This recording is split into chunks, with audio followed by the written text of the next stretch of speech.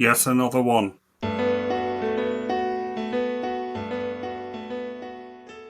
Good afternoon or good evening. I hope everyone's well today. Thank you for watching as always.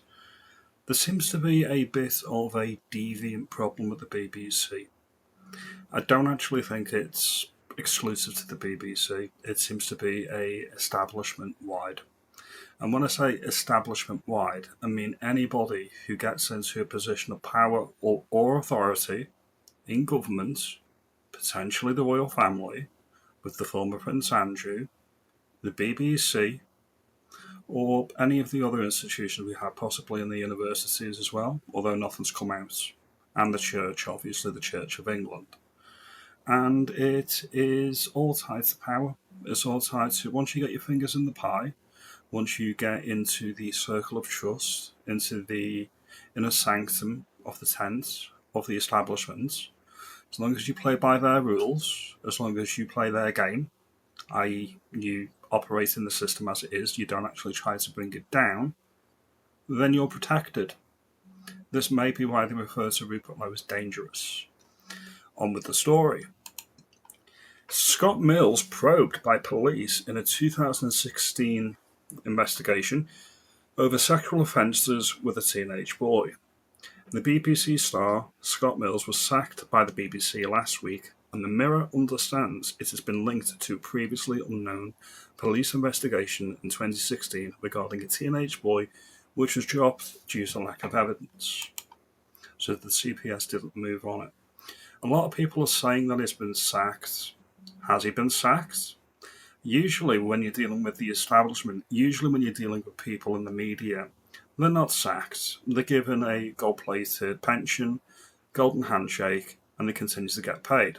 Look at what happened to Hugh Edwards, for example. Then you look at historical cases like Rolf Harris and Jimmy Savile.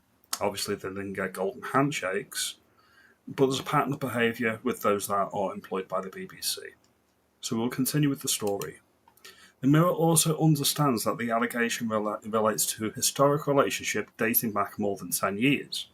It has since been revealed by the that the BBC's decision to sack Scott Mills relates to a 2016 police investigation into serious sexual alleged offences against a teenage boy. Mills was questioned by the police under caution, but the case was dropped due to a lack of evidence. However, the Mirror understands the sacking relates to this individual. We'll continue. The 53-year-old was taken off from his Radio 2 show last Wednesday, while the BBC assessed the information. He was told that the contract was terminated at the weekend, sources claim. Mills took over the flagship breakfast show from Zoe Ball in 2025. Let me continue.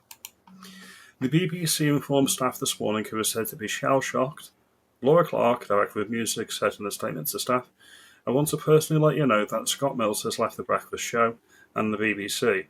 I know that the news will be sudden and unexpected and therefore must come as a shock. Not least, so many of us have worked with Scott over a great many years across a broad range of programmes on Radio 1, 5 Live, Radio 2 and TV. I felt it was important to share this news with you at the earliest opportunity." And finally, the age of consent in Britain for homosexual relationships. The reason I'm bringing this up is because Scott Mills is gay, and the age of consent could be playing a role in whether it was just improper or illegal. The age of consent was lowered to 18 in 1994 and then equalised to 16 in the year 2000. When was this historic relationship? How old was the teenager? A lot of people forget you can be a teenager and be 18, 19. So you can be an adult and still be a teenager. How old was the child? Were they a child? Were they a minor? Were they below or above the age of consent at the time that this alleged incident happened? A lot of people assert there's no smoke without fire.